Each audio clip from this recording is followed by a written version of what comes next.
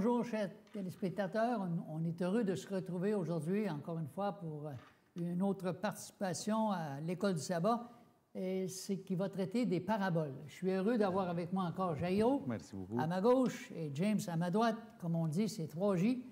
Et on remercie le Seigneur du privilège que nous avons de pouvoir entrer dans vos foyers et de partager ces merveilleuses leçons. Alors, comme d'habitude, avant de débuter, on commence toujours par la prière parce que seul le Saint-Esprit peut avoir une influence bénéfique sur chacun d'entre nous. Alors, Jairo, si tu voudrais bien nous introduire. Oui. Prions. Notre Père, notre Dieu, nous te remercions pour la belle journée sabbat que tu nous permets de passer ensemble, de venir lire, étudier la leçon, que c'est une leçon qui nous permet aussi de nous regarder, de réfléchir et surtout que nous te demandons que tu puisses être représenté par ton Saint-Esprit ici pour que ton message puisse passer, puisse être clair, pas juste pour nous, mais aussi pour tous ceux qui écoutent ces vidéos-là. Nous te remercions et nous te prions au nom de ton Fils Jésus. Amen, Seigneur. Amen. Avant de passer la parole à mon ami Jairo, dans la leçon d'école du sabbat, il y avait dans l'Évangile de Marc, Marc chapitre 4, versets 24-25, Marc chapitre 4, 24-25, qui dit ceci.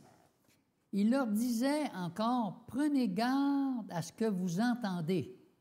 Ça, c'est Jésus qui parle. Hein? Prenez garde à ce que vous entendez. C'est avec la mesure à laquelle vous mesurez qu'on mesurera pour vous, et on y ajoutera encore pour vous. Car on donnera à celui qui a, mais à celui qui n'a pas, on enlèvera même ce qu'il y a. Il n'y a pas de verset plus clair que celui-là, mais je peux vous dire que la première fois qu'on lit ces versets-là, on dit qu'est-ce que le Seigneur est en train de nous dire ou de nous enseigner, ça semble un peu confus. Ouais. Alors, j'aimerais juste faire une introduction en paraphrasant un peu la même chose. Dieu nous dit qu'on a besoin de quoi? De prendre garde à ce qu'on entend. Ça veut dire qu'il y a un avertissement ici. Pourquoi? Parce qu'il y a Dieu, mais il y a aussi un ennemi. Il y a le diable qui est là. Puis lui, il veut toujours mélanger la vérité et l'erreur. Fait qu'on est au milieu de ça. Et le Seigneur nous dit que la vérité et l'erreur, elle est partout. Elle est là depuis le début. Elle est là dans les médias sociaux. Pour moi, c'est une vraie plaie. Mais Dieu dit qu'on doit avoir l'amour de la vérité. Oui. Et si on n'a pas l'amour de la vérité, on reçoit une puissance d'égarement. Alors, si on aime la vérité, Dieu nous dit qu'on va en recevoir encore plus. Mais si on n'a pas l'amour de la vérité, on va même perdre qu'est-ce que c'est qu'on avait comme vérité au départ. C'est ce que ça veut dire ici. On donnera à celui qui a. Si on aime la vérité, on va recevoir plus. Mais à celui qui n'a pas, qu'on n'a pas l'amour de la vérité, on va même enlever ce qu'il a. Okay. Ça veut dire que la vérité, tout ça, ça ne fera plus de sens. Il n'y a plus de Dieu, il n'y a plus de Saint-Esprit.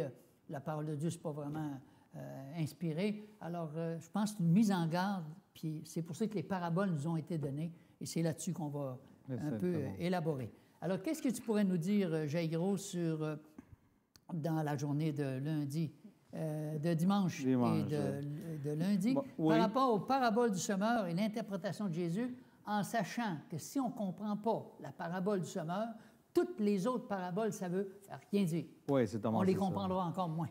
C'est là que c'est très important, surtout parce que la journée de dimanche puis la journée de lundi vont ensemble, parce qu'il y en a un que c'est la parabole comme telle, oui, et puis la journée de lundi, c'est l'interprétation, que c'est lui-même, c'est Jésus même qui la donne à ses disciples. Oui. Alors, pour la journée de dimanche, je ne sais pas si on peut vraiment lire Marc 4, versets 1 à 9, oui, mais si vous voulez bien, M. Jean-Guy, Marc 4, verset 1. Jésus se mit de nouveau à enseigner au bord de la mer. Imaginez-vous, qu'est-ce qu'il a comme scène de spectacle?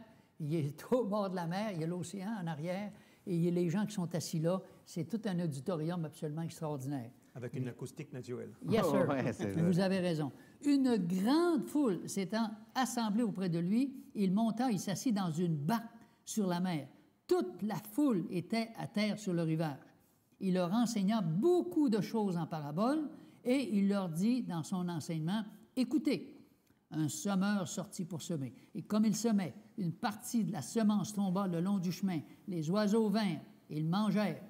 Ils la mangèrent. Une autre partie tomba dans un endroit pierreux où elle n'avait pas beaucoup de terre. Elle leva aussitôt parce qu'elle ne trouva pas un sol profond. Mais quand le soleil parut, elle fut brûlée et sécha, faute de racines. » Une autre partie tomba parmi les épines. Les épines montèrent et l'étouffèrent, et elle ne donna point de fruit. Une autre partie tomba dans la bonne terre. Elle donna du fruit qui montait et croissait, et elle rapporta 30, 60 et 100 pour un. Puis il dit que celui qui a des oreilles pour entendre, entende. Oui, merci beaucoup, M. Nagui. Alors, ça, c'est des choses, par exemple, nous devons commencer à identifier les différents aspects ou différentes choses qu'on peut trouver dans ces paraboles. La première des choses, il y a quoi? Il y a un sémeur. Oui. C'est la personne qui va s'aimer. Il y a la sémence. Oui. Et puis, il y a aussi les 4 types de terrain, oui. de sol. Alors, on voit que le type de sol, c'est quoi? C'est le long du chemin. La première, en parlant de la parabole, le long du chemin, l'endroit pierreux, les épines, puis la bonne terre. Il y en a ça. Ouais. Il y a 4 sortes de personnes. Il y a 3 éléments destructeurs. Oui, exactement. Alors, vous voyez, par exemple, pour le long du chemin, qu'est-ce qu'on trouve? Que les oiseaux viennent et la mangent. Les endroits pierreux, c'est vraiment que une fois que la semence pousse, là, qu'est-ce qui se passe? Le soleil le brûle, puis la sèche. C'est fini. Après ça, les endroits où il y a des épines, qu'est-ce qu'il y a? C'est que les épines, ils vont étouffer, la semence. Et puis, ils ne donnent pas de fruits. Puis la bonne terre, ben là, ils donnent des fruits, ils montent, ils croissent, puis ils rapportent 30, 60 et 100 pour nous. Là, on voit, c'est quelque chose de spécial. On a 4 types de sols, de terrains, mais il y en a juste un qui donne, qui donne des fruits. Oui. C'est-à-dire, du 100%, on a juste 25% qui c'est bon. C'est pas ce qu'on appelle le succès. Hein? Oui, exactement. Avec là, c'est pas bon, ça.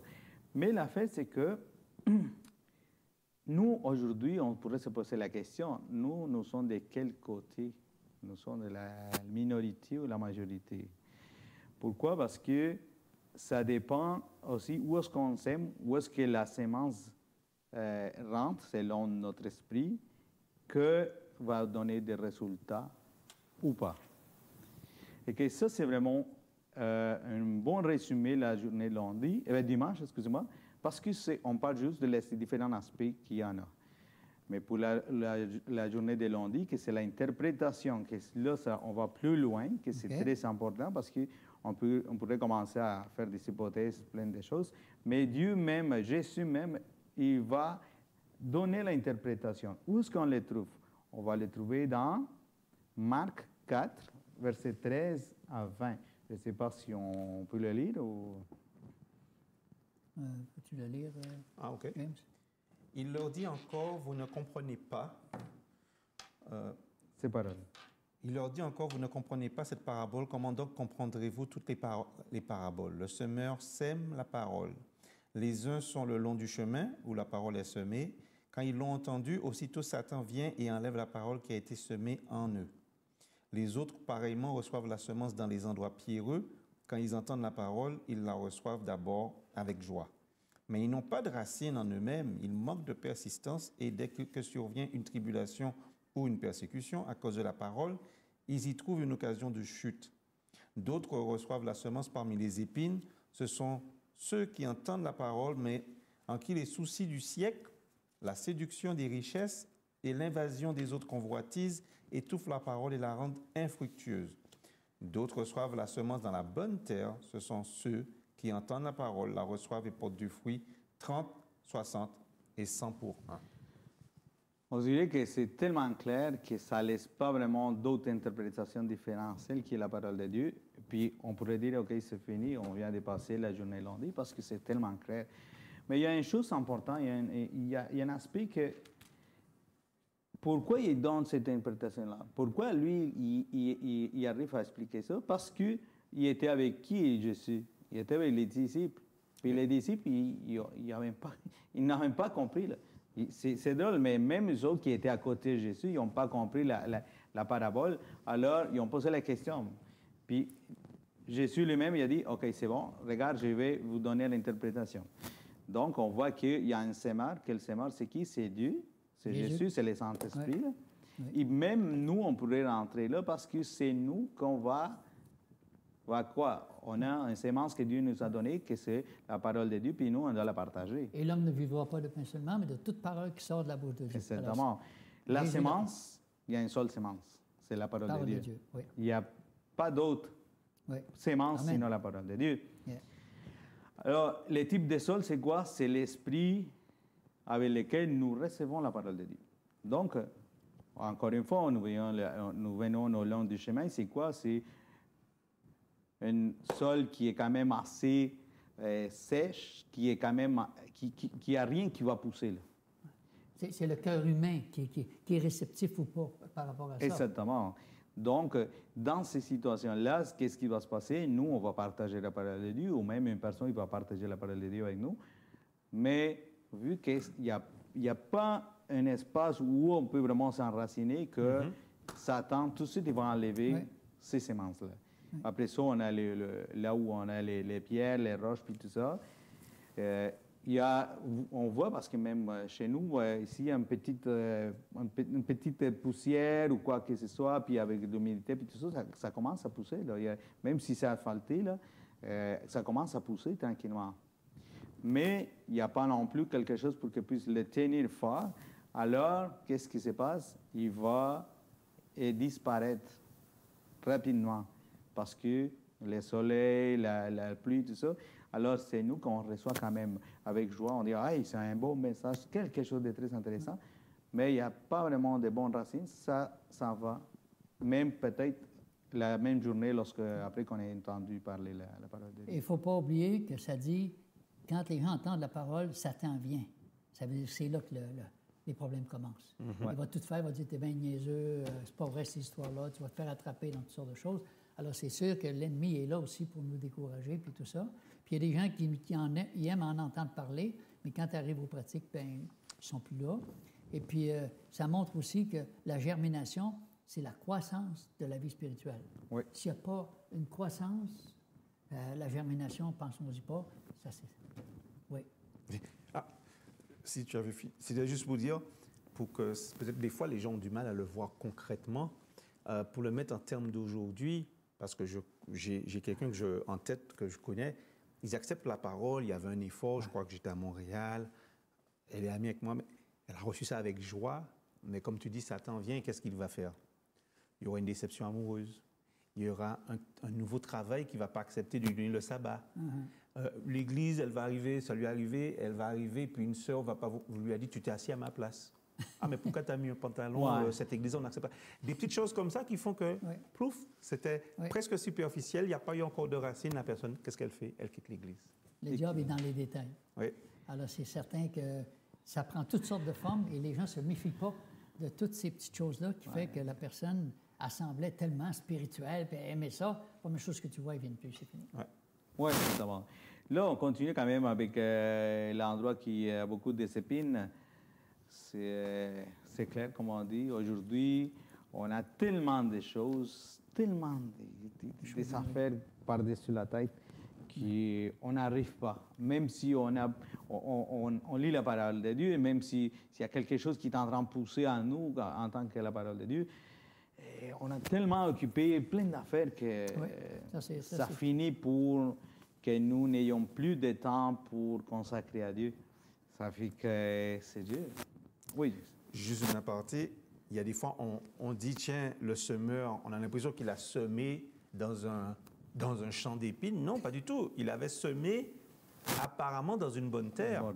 Mais on nous dit que le diable est venu et a mis de la mauvaise herbe. Et quand il y a le mot zizanie en italien, on te dit qu'il a mis de la zizania, de la mauvaise herbe. Donc on a pris le mot en français zizanie, c'est-à-dire il a mis le désordre. Et c'est ce qui se passe. La personne a reçu ça bien la nouvelle, mais après, comme tu dis, je te laisse continuer, les mauvaises herbes. Mais au début, il faut que les auditeurs soient bien au courant. Le semeur, il n'était pas fou. Il n'a pas semé dans les épines. Et quand le soleil tape fort, puis ça brûle les graines, ça veut dire les difficultés, les problèmes, ça peut faire en sorte que moi, je ne suis plus capable. Ouais. Alors, parce que ça demande un renoncement aussi, puis il y a des gens qui disent, moi, je ne suis pas prêt, je ne suis pas rendu là. Ouais. Puis il y a une chose, par exemple, très intéressante, comme tu dis, James, c'est que aujourd'hui, nous, aujourd'hui, on a la parole de Dieu, on lit la parole de Dieu, Mais nous, on a quand même des objectifs dans nos vies, puis que nous voudrions avoir un bon travail, des bonnes choses. Alors, ça, c'est un petit peu...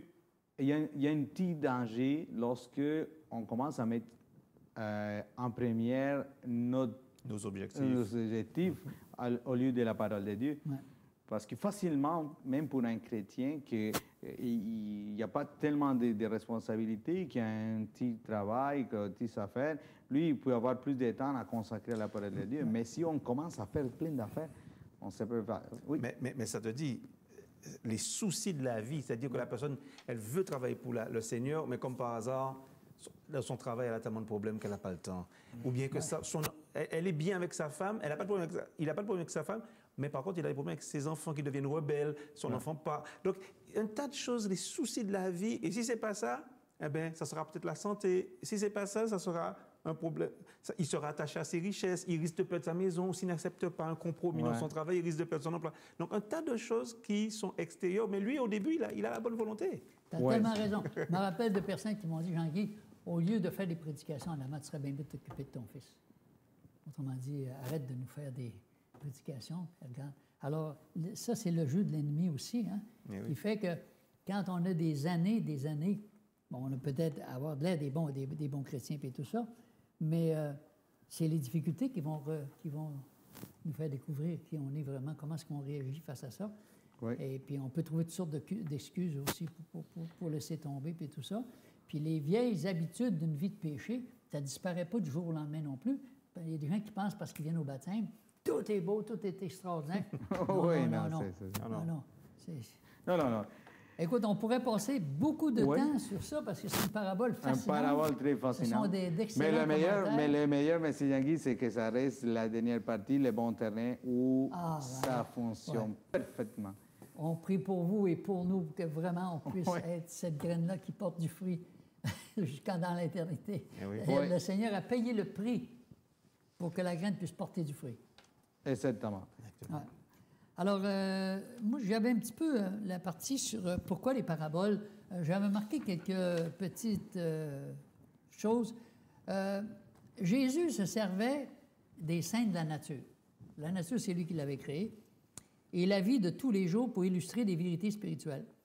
Quand il utilise les éléments de la nature que lui-même avait créés, il dévoilait quoi? Son amour et sa puissance pour leur faire connaître qui est ce Dieu véritable. Quand il prenait un lys, puis il disait, même Salomon, dans toute sa gloire, n'a pas été revêtu comme un lys. Gens de peu de foi. Qu'est-ce que Dieu est en train de nous dire? Quand vous regardez les vêtements de Salomon, qui étaient extraordinaires, toutes brodées d'or, plus vous les grossissez, plus vous voyez des défauts et des imperfections. Mais le lys, plus vous le grossissez, plus que vous voyez de la perfection. Dieu est un Dieu parfait. L'être humain, c'est une imperfection.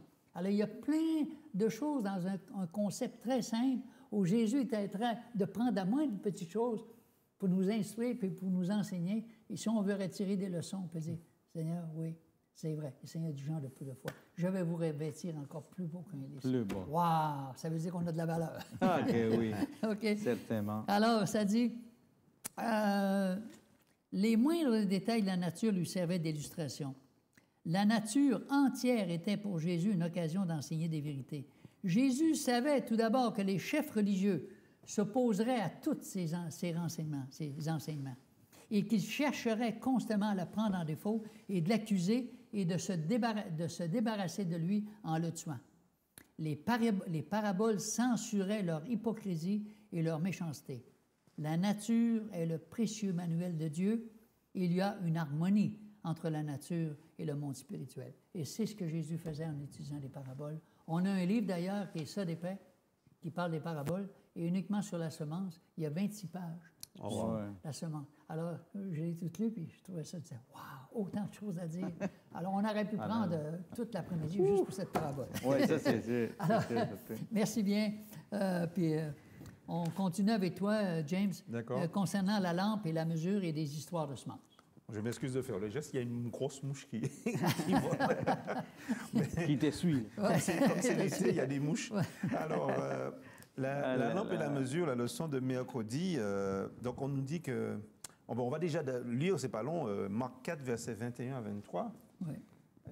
il leur dit encore, apporte-t-on la lampe pour la mettre sur le boisseau ou sous le lit, n'est-ce pas pour la mettre sur le chandelier, car il n'y a rien de caché qui ne doive être découvert, rien de secret qui ne doive être mis au jour. Si quelqu'un a des oreilles pour entendre, qu'il entende. Donc, qu'est-ce que Jésus veut? Donc, la lampe et la mesure, en fait, c'est deux petites paraboles parce que dans Marc, et pourtant on nous dit que Marc, c'est le livre où il y a le moins de paraboles, techniquement, mais dans ces 4 paraboles brèves dont nous allons parler font chacune un point sur le royaume de Dieu. La lampe est à propos de l'effet du message de l'Évangile dans la vie d'une personne.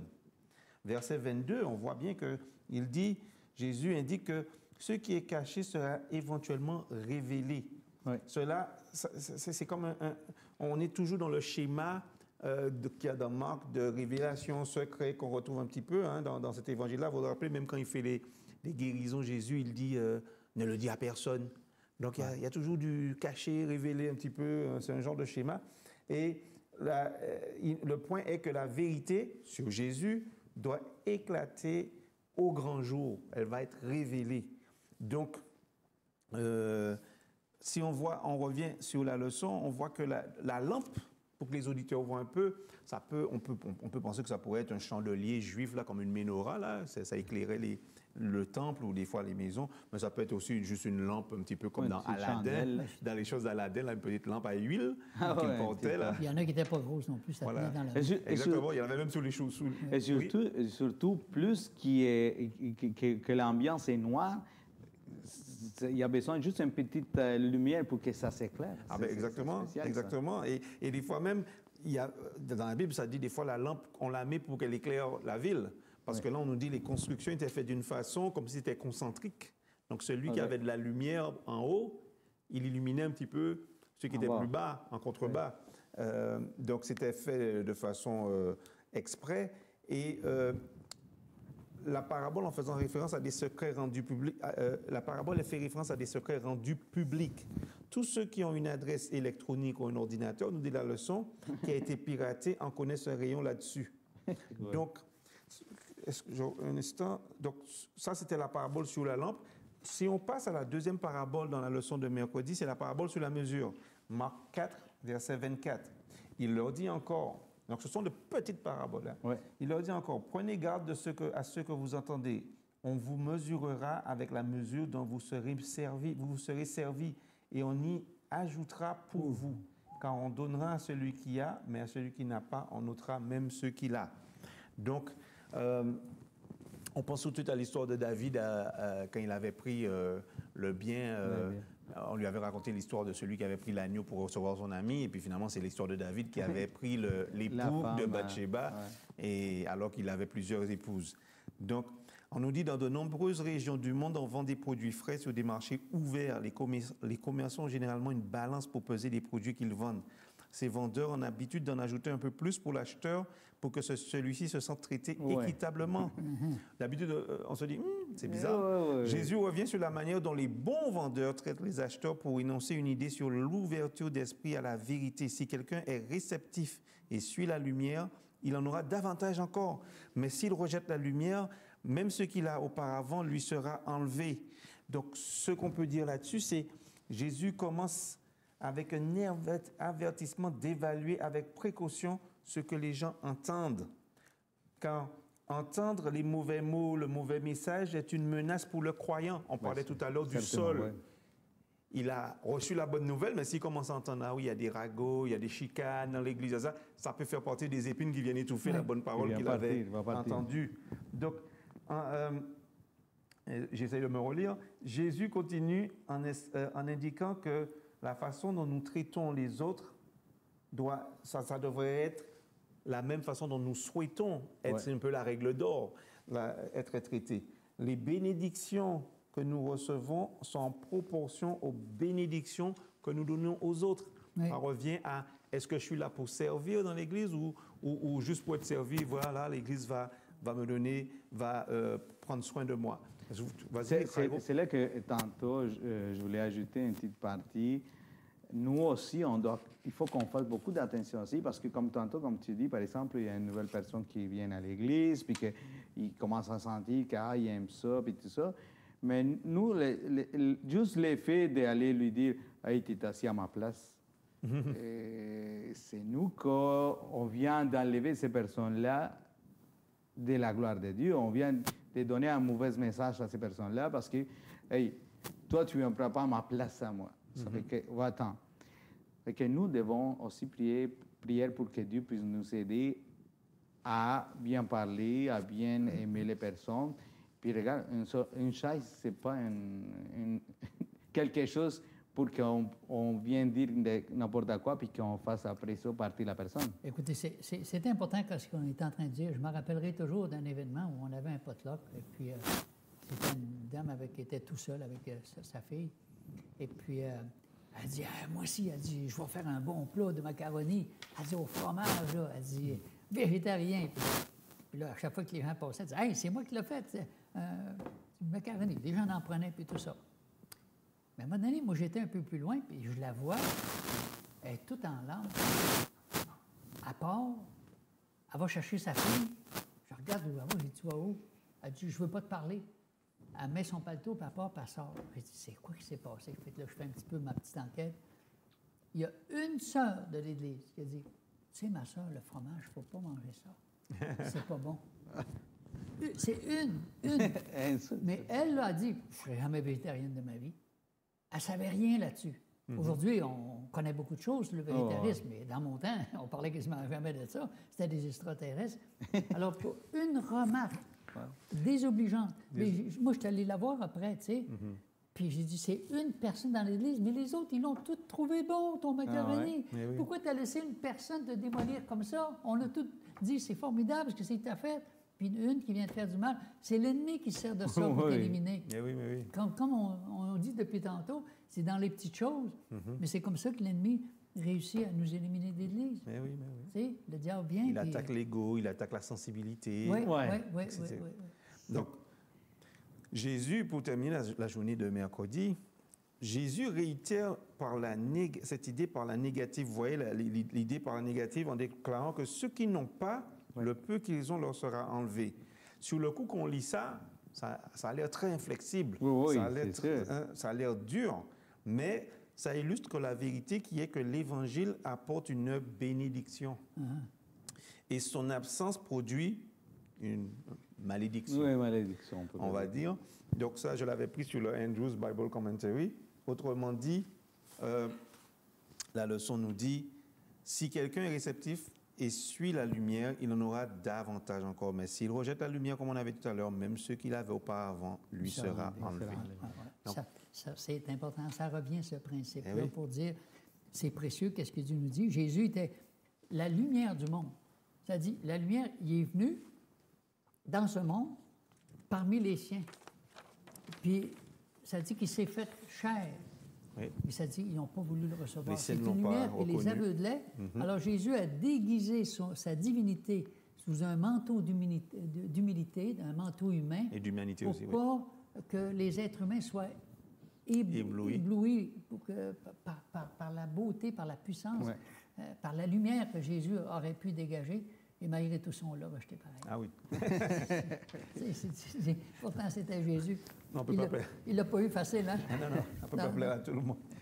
On va passer à la leçon de jeudi, qui s'appelle « Histoire de semences ». On va lire Marc 4, versets 26 à 29 rapidement.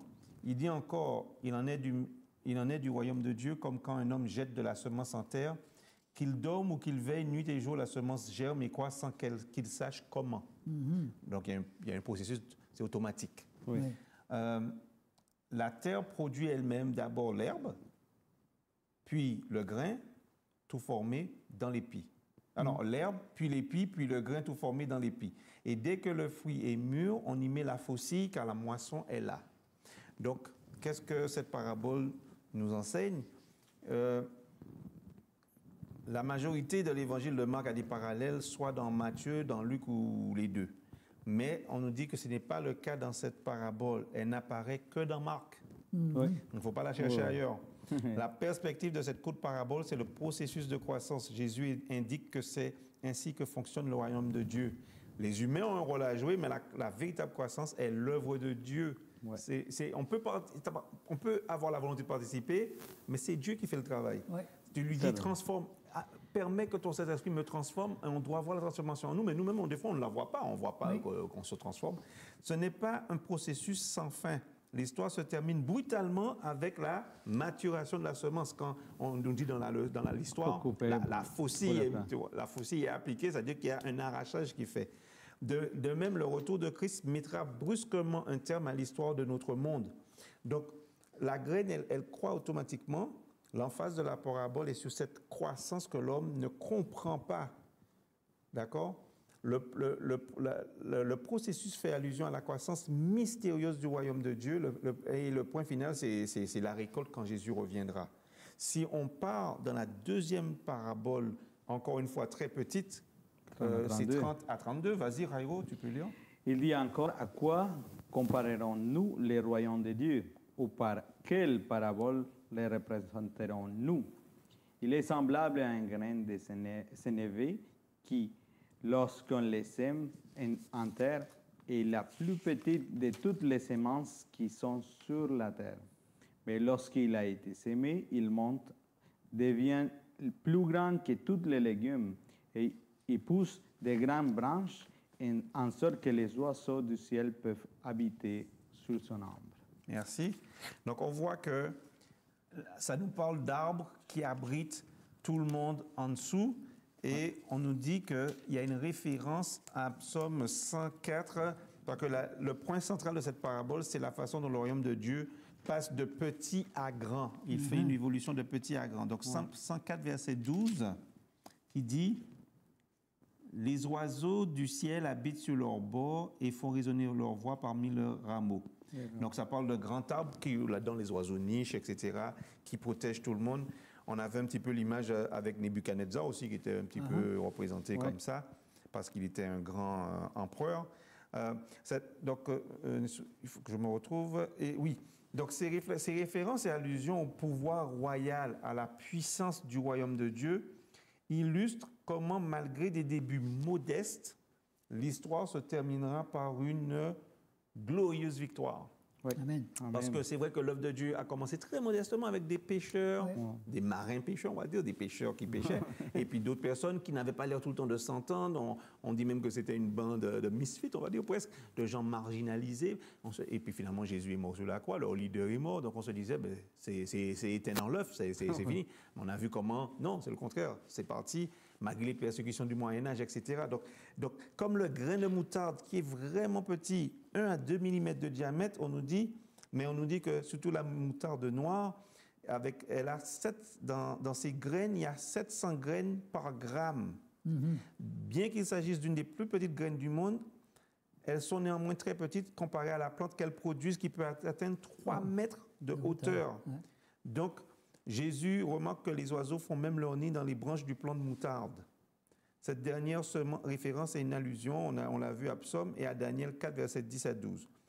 On nous parle de Nabuchodonosor qui était comme un arbre sur lequel le monde entier trouvait l'ombre et sa nourriture, donc Nebuchadnezzar. Ce que dit Jésus, c'est que le royaume de Dieu qui a commencé tout petit deviendra grand et impressionnant. À l'époque de Jésus, les gens considéraient peut-être avec mépris ce prédicateur itinérant venu de Jésus avec son groupe de, comme j'ai dit tout à l'heure, de gens qui étaient comme des marginaux, des vagabonds. Mais on voit, nous maintenant, on voit le résultat qui a commencé avec ses 12 apôtres et Jésus. Et nous sommes là pour en témoigner. Amen. Oui. Amen. Amen. C'est extraordinaire quand on regarde ça, parce que les gens croyaient que Jésus n'était pas très futé de venir au monde pour mourir, en pensant que c'était un échec, alors dans le fond, c'était une victoire totale. Et puis, dans ce temps-là, la croix, c'était la pire ignominie. Personne n'aurait porté une croix dans le cou. Ça aurait été la pire chose. C'est une infamie. Alors qu'aujourd'hui, les gens portent des croix partout, qui en portent aux oreilles, qui en portent partout. Et la croix est devenue, on les met sur des églises, est devenue comme une référence extraordinaire du véritable christianisme. Alors, on s'aperçoit comment les choses peuvent changer rapidement. Et tu parlais un petit peu tantôt du royaume. Ça dit que Jésus, la présence de Jésus, c'était une manifestation du royaume de Dieu. il venait annoncer le royaume. Et je crois que Marc, quand il commence par l'Évangile, qui est une bonne nouvelle, puis après, il nous parle du royaume, qui est une bonne nouvelle. Et pourquoi cette bonne nouvelle-là, elle n'a pas d'écho dans le cœur de la majorité des gens, alors que dans le fond, les autres trouvent ça extraordinaire. Comme le disait mon voisin, il dit, pourtant, tu as l'air d'un gars intelligent, mais comment ça fait que tu crois à des affaires de même? Allez, pour lui, tu crois à des fables. Alors, des fois, tu dis, ben écoute, Dieu dit que l'intelligence est celui qui cherche Dieu. Moi, je crois qu'est-ce que Dieu dit. Alors, Jésus, quand il est venu, le premier début du royaume, c'était Jésus qui était présent. Et le deuxième, c'est au retour de Jésus, quand Jésus va venir, qu'il va établir son royaume, définitivement. Alors, le royaume de Jésus sera éternel. Tous les royaumes humains vont disparaître. Alors, on peut remercier Dieu pour ça. Est-ce que vous aviez quelque chose d'autre à ajouter par rapport à ce qu'on a passé? Moi, ça va. Alors, ça dit ici dans la journée de vendredi, le Christ exige de nous une consécration sans réserve. Il réclame notre cœur, notre esprit, notre âme, nos forces à son service. Celui qui ne vit que pour lui-même n'est pas chrétien. Alors, si on ne partage pas l'amour de Dieu, nous aussi, définitivement, on va s'éteindre. Oui. Même, qu'est-ce qu'on fait, nous, présentement, là, quand on participe à ces enregistrements-là? Je peux vous dire que ça nous garde beaucoup dans un esprit de prière, dans un esprit de recherche. On prie, puis on dit, Seigneur, inspire-nous, c'est ta parole, tu es là pour nous faire du bien. On veut qu'elle produise une semence abondante et qu'on soit aussi là pour répandre l'amour de Jésus en action. Et surtout, plus important, c'est que pas pour que les personnes ou les gens se souviennent de nous, mais pour qu'ils se souviennent de la parole de Dieu. Oui. Parce que ça, c'est le plus important. Amen. Nous, on n'est pas appelés pour devenir des vedettes, on est appelés pour devenir des disciples de Dieu. Puis des missionnaires pour partager la parole de Dieu, pour que tout le monde le sache. Si je peux... oui, vas-y. Rapidement, si je peux ajouter, la leçon dit que l'amour doit être le principe de l'action et tu as parlé du caractère de celui qui suit Dieu. Oui, si on ne s'abandonne pas à Dieu, pourquoi la personne qui a le terrain pierreux, c'est qu'il n'avait pas, on nous a dit, évalué le coût d'être un disciple de Dieu. Il n'avait pas vu que ça impliquait plus que sur l'émotion, sur le moment, j'accepte. Non, ça implique un coût. Oui. Tu as raison. Puis, pour terminer, on dirait ceci. Tous les royaumes de ce monde se gagnent par la guerre, par la force, par toutes sortes de magouilles, pour que ton royaume soit là, avec des armées innombrables. Mais le royaume de Jésus, non. Ça ne se fait pas par la force, ça ne se fait pas par la guerre. On n'impose pas. Si ça ne vient pas du cœur, comme on le dit souvent, ça nous écoeure. Alors, si ça vient du cœur, si notre amour pour Jésus est réel, parce qu'il nous a aimés le premier et qu'on a envie d'être dans son royaume, bien, on peut dire merci, Seigneur. Amen. Alors, on va terminer par une prière. Et la dernière prière, c'est si tu veux bien nous conduire dans la prière, James, s'il te plaît. Merci, Seigneur, pour cette belle leçon. Aide-nous à comprendre les leçons que tu voulais nous enseigner à travers ces courtes paraboles du chapitre 4 de l'Évangile de Marc. Aide-nous à les appliquer dans nos vies, aide-nous à les expliquer aussi à ceux qui pourraient ne pas comprendre ce langage. Garde-nous, guide-nous, nous t'en prions dans ton Fils Jésus pour ta gloire. Amen. Amen, Seigneur. Aide-nous, Seigneur, à rendre simple ce que tout le monde a compliqué.